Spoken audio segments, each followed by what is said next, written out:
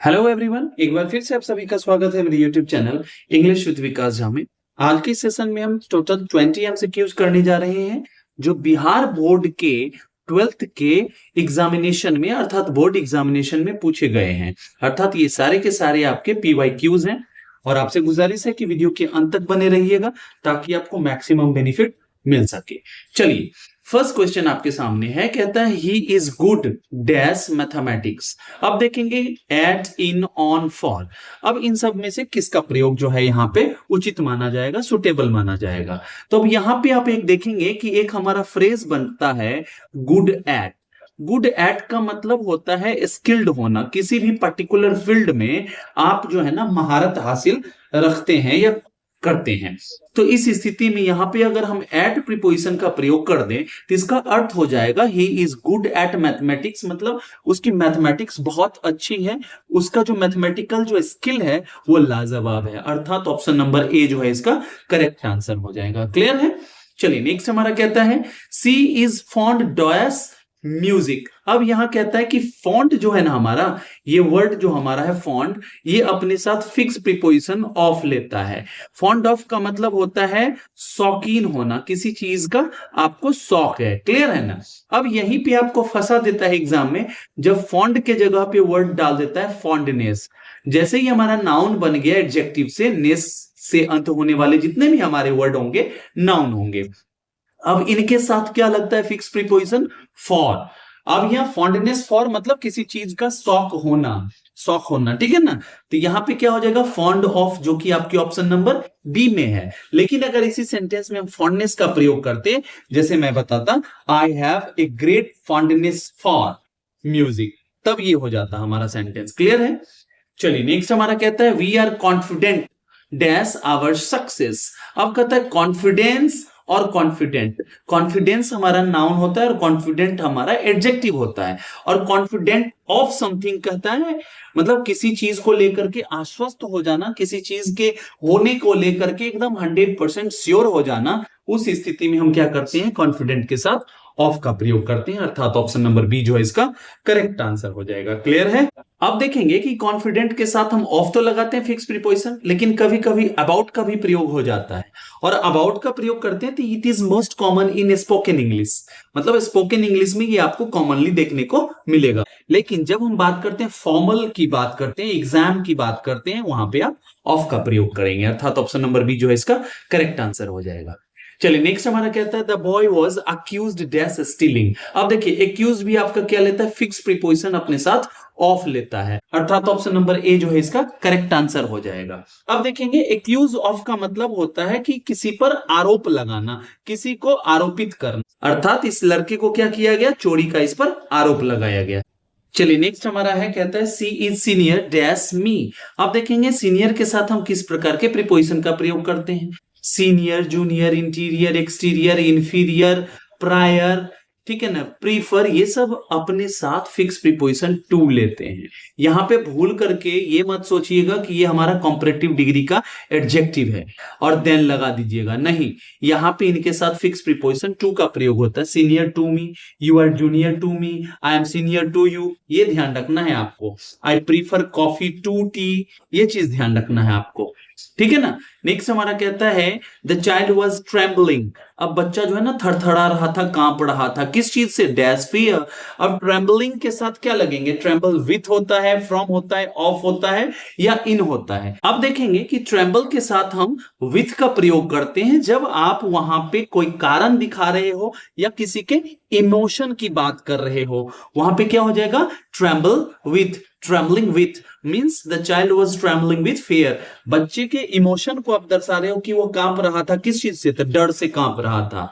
और वहीं पे अगर ट्रेम्बल के साथ एट का प्रयोग करते हैं तो आप वहां दिखाते हो रिएक्शन टू समथिंग, आप किसी चीज के प्रति आपका रिएक्शन क्या है वो आप दर्शाते हो। क्लियर है?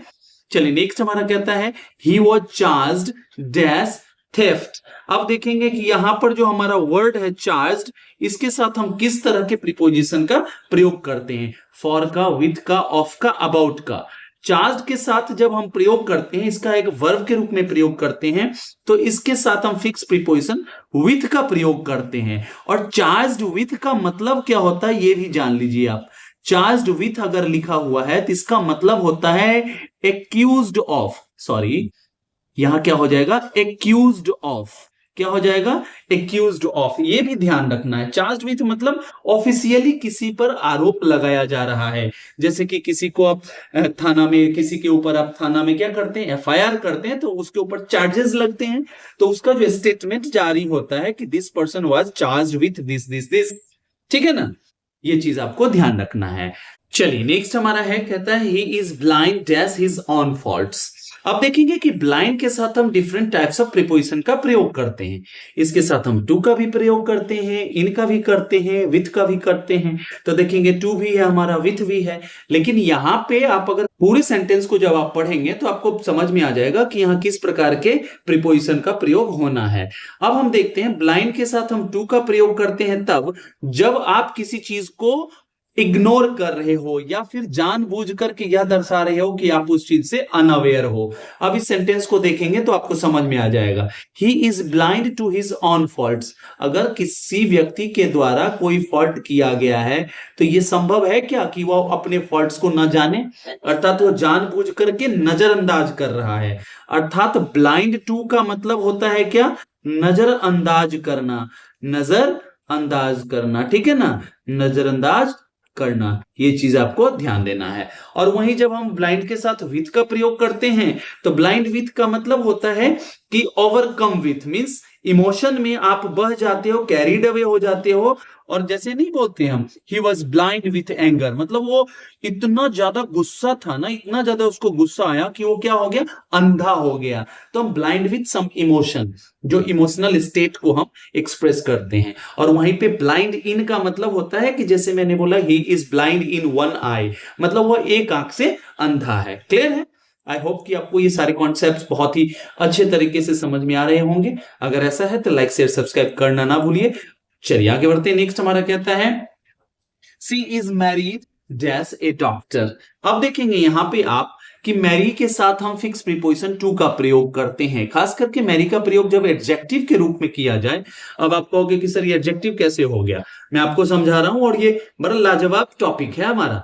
जब हम इसका प्रयोग पेसिव वॉइस में करते हैं तो जब कभी भी पेसिव वॉइस का सेंटेंस हम बनाते हैं ना तो मेन वर्ब हमारा एडजेक्टिव ही बन जाता है, वो वर्ब का नेचर खो देता है, एडजेक्टिव बन जाता है, ठीक है ना। तो कहता है she is married to a doctor, उसकी शादी किससे हुई है, डॉक्टर से। अब यहीं पे एक कॉन्सेप्ट आपको और समझाते हैं। अगर विथ का प्रयोग करना हो तो आप यह दर्शाते हैं she is married with a child, मतलब उसकी शादी हुई है और उसके बच्चे हैं, ठीक है ना, उसका अर्थ बदल जाएगा। That's why you need to know the exact use of prepositions, नहीं तो ये जय का छय कर देगा, अर्थात ये बना भी सकता है और बिगाड़ भी सकता है। चलिए नेक्स्ट हमारा है, कहता है ही इज एडिक्टेड। भैया यहां तो कुछ सोचना ही नहीं है, be plus addicted to, accustomed to, habituated to या हैबिचुअल ऑफ, ये देखना है आपको। ये सारे क्या दर्शाते हैं, आपको ये दर्शाते हैं कि किसी चीज की आदत है, किसी को आदी है कोई। और एडिक्टेड के साथ हम टू का प्रयोग करते हैं, यहां पे यूज टू का भी प्रयोग होगा। यूज टू एडजेक्टिव वाला, जब इसके पहले वर्ब बी आ जाएगा, बी मतलब be am are was verb been being, ये सब हो जाएगा हमारा इज, ये ध्यान रखना है। अगर यूज टू अकेला आ रहा है एक मॉडल वर्ब के रूप में तो आगे V1 आएगा, लेकिन आगे यहाँ V4 है, अर्थात ये हमारा कतई क्या नहीं हो सकता, मॉडल वर्ब नहीं हो सकता है। और एडिक्टेड के साथ हम फिक्स प्रीपोजिशन टू का प्रयोग करते हैं, अर्थात ऑप्शन नंबर ए आपका करेक्ट आंसर हो जाएगा। चलिए नेक्स्ट हमारा है, कहता है he was born dash a rich family. अब देखिए यहां पे मैं आपको बहुत अच्छा कॉन्सेप्ट समझाऊंगा। बॉर्न के साथ देखेंगे इनका भी प्रयोग होता है, टू का भी होता है, ऑन का भी होता है और इनटू का भी होता है। और संयोग से देखेंगे सारे आपके ऑप्शन दिख रहे हैं। अब कहेंगे सर कंफ्यूज मत कीजिए, कोई बात नहीं है, मैं बताता हूं।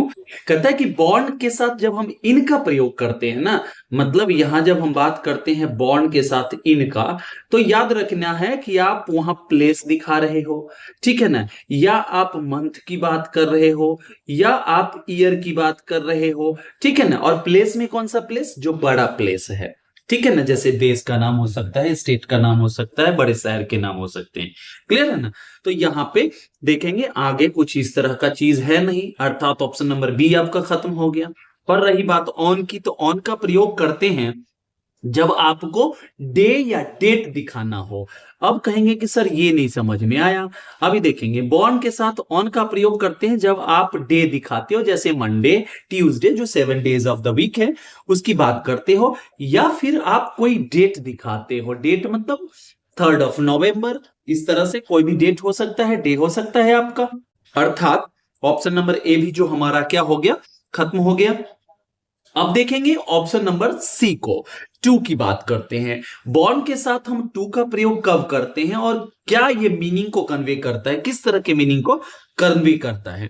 जब हम बॉर्न के साथ हम टू का प्रयोग करते हैं तो आगे हम कोई पेरेंट्स की बात करते हैं, आगे पेरेंट्स का नाम देते हैं और वहां पे हम फोकस करते हैं पेरेंटेज की, मतलब किस तरह से उसकी परवरिश हुई उसके माता पिता के द्वारा। तो आगे ये भी नहीं दिखाया गया है कि माता या पिता, यहाँ पे फैमिली की बात की जा रही है। अर्थात 3 ऑप्शन हमारे जब छट गए तो चौथा तो सही होना है, चूंकि 4 ही ऑप्शन है, या फिर नन ऑफ दीज तो ऑप्शन अवेलेबल नहीं है। अब देखेंगे बॉर्न इनटू ए फैमिली का मतलब क्या होता है। इसका मतलब होता है कि जब आप किसी परिवार के एक हिस्से, इसका मतलब होता है कि जब आप जन्म से किसी परिवार का हिस्सा बन जाते हो, मतलब आपका बैकग्राउंड जो है ना, बिलोंगिंग जो है ना, उस पे जब फोकस की जाती है तो वहां पे बॉर्न के साथ हम इनटू का प्रयोग करते हैं। चलिए आगे बढ़िए। नेक्स्ट हमारा कहता है वी मस्ट अबाइड। अबाइड ये तो कई एक बार 2009 से लेकर के अभी तक अगर आप देखें ना उल्टा के, कई एक बार पूछा जा चुका है इससे क्वेश्चन। अबाइड का मतलब होता है पालन करना, अबाइड का मतलब होता है फॉलो करना, किसी चीज को मानना। क्लियर है, ठीक है ना। अर्थात अबाइड के साथ हम प्रीपोजिशन, फिक्स प्रीपोजिशन बाय का प्रयोग करते हैं। अबाइड बाय का मतलब होता है फॉलो करना। We must abide by the rules, हमें क्या करना चाहिए, अवश्य रूल्स के पालन करने चाहिए, ठीक है ना। चलिए नेक्स्ट हमारा है, कहता है I prefer tea dash coffee. हमने आपको बताया था prefer, senior, junior, interior, exterior, inferior, prior, इन सब के साथ हम फिक्स प्रीपोजिशन टू का प्रयोग करते हैं। अर्थात ऑप्शन नंबर ए जो है हमारा करेक्ट आंसर हो जाएगा। प्रीफर का मतलब होता है किसी चीज को ज्यादा तवज्जो देना। Means I prefer T, prefer के जस्ट आगे जो नाउन आएगा ना उसको आप ज्यादा पसंद करते हो, किसके अपेक्षा, तो बाद में आने वाले। अर्थात आप क्या बता रहे हो कि कॉफी से ज्यादा मुझे चाय पसंद है, तो यहाँ पे प्रीफर के साथ फिक्स प्रीपोजिशन टू का प्रयोग होगा। क्लियर है। चलिए नेक्स्ट हमारा है, कहता है the tiger lives dash flesh. अब यहां जो कॉन्सेप्ट हम बताने जा रहे हैं, it is going to be a mind blowing one, ठीक है ना। कहेंगे कैसे, देखते हैं। लीव के साथ हम ऑन का भी प्रयोग करते हैं, लीव के साथ इन का भी प्रयोग करते हैं, लीव के साथ विथ का भी प्रयोग करते हैं, लीव के साथ एट का भी प्रयोग करते हैं। कहेंगे सर समझ नहीं आ रहा है किसका प्रयोग होना है। अब देखेंगे लीव के साथ फॉर का भी प्रयोग करते हैं, लीव फॉर। अगर आप किसी चीज के लिए जी रहे हो या किसी पर्पस के लिए जी रहे हो तो वहां पे लीव फॉर होगा, मतलब we are living for this nation, हम इस देश के लिए जी रहे हैं। क्लियर है। अब देखेंगे लीव के साथ विथ का प्रयोग जब हम करते हैं वहां पे क्या दिखाते हैं कि आप किसी पर्सन के साथ, किसके साथ रह रहे हो, इस चीज को आप फोकस में रख रहे हो। क्लियर है ना। Means we are living with 2 friends, हम लोग 2 दोस्तों के साथ रह रहे हैं। क्लियर है। लीव के साथ जब हम एट का प्रयोग करते हैं तो वहां पे आप दर्शाते हो स्पेसिफिक ज्योग्राफिकल एरिया, जो हमारा क्या है, जहां पे आप लोकेट कर सकते हो उन चीजों को, ठीक है ना। जैसे आई लिव एट टबका, ठीक है ना, ये मेरे गांव का नाम है, I live at Tabka. It means वो मेरा स्पेसिफिक रहने का जगह है जिसे आप लोकेट कर सकते हो। क्लियर है ना। अब देखिएगा लिव ऑन का प्रयोग हम करते हैं जब आप किसी चीज पे सबसिस्ट करते हो, means a kind of food की जब बात करते हो, ठीक है ना, एक टाइप ऑफ फूड की जब बात करते हो वहां पे हम ऑन का प्रयोग करते हैं। अर्थात the tiger lives on flesh, अर्थात वह एक खास प्रकार के भोज्य पदार्थ को ग्रहण करता है और उसी पर आधारित जीवन जीता है। अर्थात उसका जो भोजन क्या है, फ्लेश है ना। Mind blowing. चलिए नेक्स्ट हमारा क्या हो जाएगा, He is absent dash the class।